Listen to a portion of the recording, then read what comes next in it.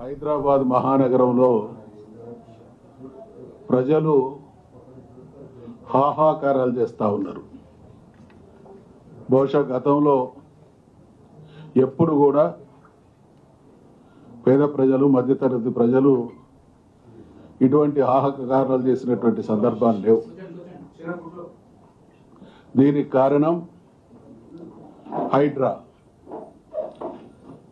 ఈ హైడ్రా యొక్క రూపశిల్పి, కర్త, కర్మ, క్రియ అంతా కూడా ముఖ్యమంత్రి రేవంత్ రెడ్డి గారే. పూర్తిగా ఆయన కనుసన్నల్లో హైడ్రా పనిచేస్తూ ఉన్నది. మరి ఈ 10 మాసాల కాలంలో ప్రతిదీ అటకెక్కింది. ఒక రకంగా చెప్పాలంటే తెలంగాణలో ప్రభుత్వం పడకేసినట్టున్నది. ఈ ముఖ్యమంత్రి గారి పాలన ఒక షాడిస్టు పాలన. ప్రజలు ఎంత బాధపడితే ఈ స్కీములన్నిటితో కూడా బాధపడతా ఉన్నారు ప్రజలు.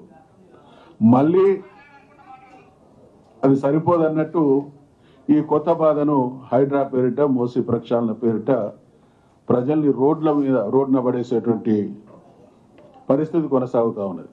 సిపిఐ వారి మిత్రపక్షం కూనమనేని సాంబశివరావు గారు కూడా చాలా స్పష్టంగా ఇది దారి తెన్ను లేని ప్రభుత్వం, దారి తెన్ను లేని విధానాలతో కొనసాగుతూ ఉన్నది. మేము మిత్రపక్షం కావచ్చు కానీ ఇటువంటి చర్యలను మాత్రం గర్హిస్తున్నాం అనేటువంటి మాట మాట్లాడారు.